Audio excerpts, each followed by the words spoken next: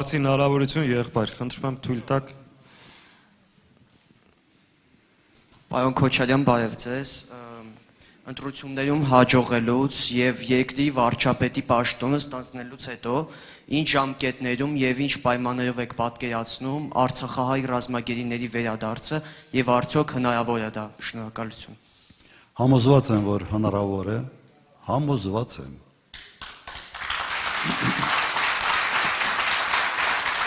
Համոզված եմ նաև, որ այս իշխանությունը դրանով չի զբաղվում։ Դուք իրենք ասում են, չէ, մենք ինչ էին ասում։ Ասում են, մենք զբաղվում ենք, բայց սա նուրբ թեմա է, լավ է դրա մասին չխոսանք,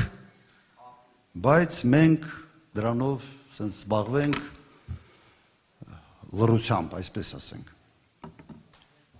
Երեք ինչ որ ասեց արցախցիների մասին, մեկ բանի վկայություն է։ Ոչ թե չեն զբաղվում, այլ ուզում եմ, որ նրանք այնտեղ մնան, որ հանկարծ հեղինակություն ունեցող մարդիկ չհայտնվեն այստեղ եւ չփորձեն միավորել նաեւ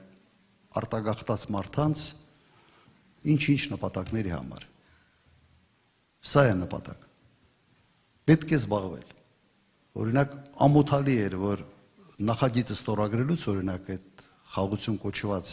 որը խաղաղություն չի, նույնիսկ այդ թեման չկար։ Թեման չկար։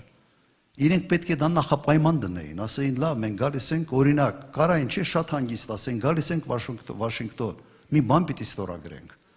Դժվար է, մենք դրա պատասխանը պիտի տանք, մարդիկ մեզ հարցնելու են։ Լավ, գոնե մի քանի օգու բաց թողեք։ Կարային չէ ասեն։ Չեմ կասկածում, որ հնարավոր է դա անել։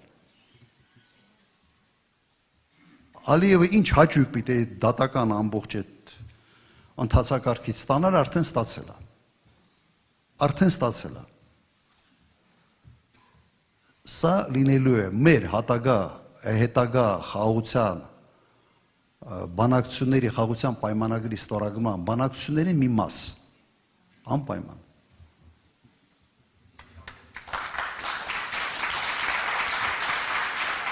Նայեք,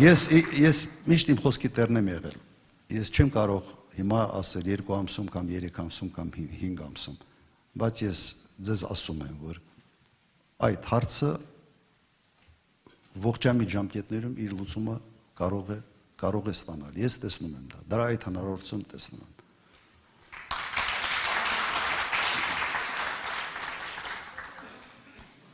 Լավ, ուրիշ բան չասենք, լավ, գերանցում այդքան հողեր ես տվել, բան ես արել, չես կարող ասել բանակցել։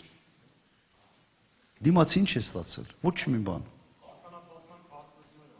Ականապատման քարտ, լիքը բաներ կա, հենց այնպես, հենց բաժանելով, տալով տվել են։ Հետո միջև երբ։